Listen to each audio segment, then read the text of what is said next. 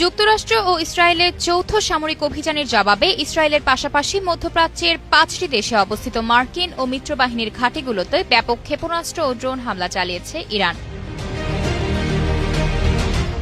এই নজিরবিহীন আগ্রাসনের কয়েক ঘণ্টার মধ্যেই পাল্টা আঘাত শুরু করে ইরানের বিপ্লবী গার্ড বাহিনী আইআরজিসি। তারা স্পষ্টভাবে জানিয়ে দিয়েছে যে মধ্যপ্রাচ্যের সব মার্কিন ও ইসরায়েলি স্থাপনায় এখন তাদের বৈধ লক্ষ্যবস্তু এবং এখন আর কোনো রেড লাইন অবশিষ্ট নেই। ইরানের স্থানীয় সংবাদ সংস্থার তথ্য মতে উপসাগরীয় অঞ্চলের কৌশলগত সামরিক গুরুত্বপূর্ণ স্থাপনাগুলোতে সুনির্দিষ্ট হামলা চালানো হয়েছে। এর মধ্যে রয়েছে বাহরাইনে অবস্থিত মার্কিন নৌবাহিনীর ৫ম নৌবহরের সদর দপ্তর, কাতারের আল উদেই বিমান ঘাঁটি, কুয়েতের আল সালেম বিমান ঘাঁটি এবং সংযুক্ত আরব আমিরাতের আল দাফরা বিমান ঘাঁটি।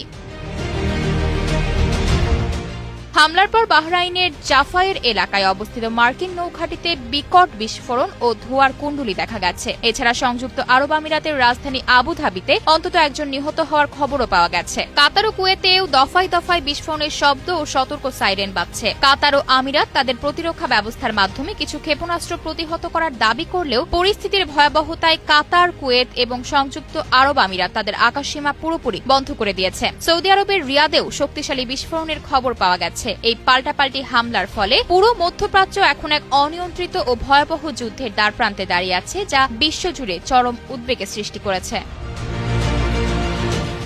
আয়েশা অর্থী, নিউজ ডেস্ক, গ্লোবাল টেলিভিশন।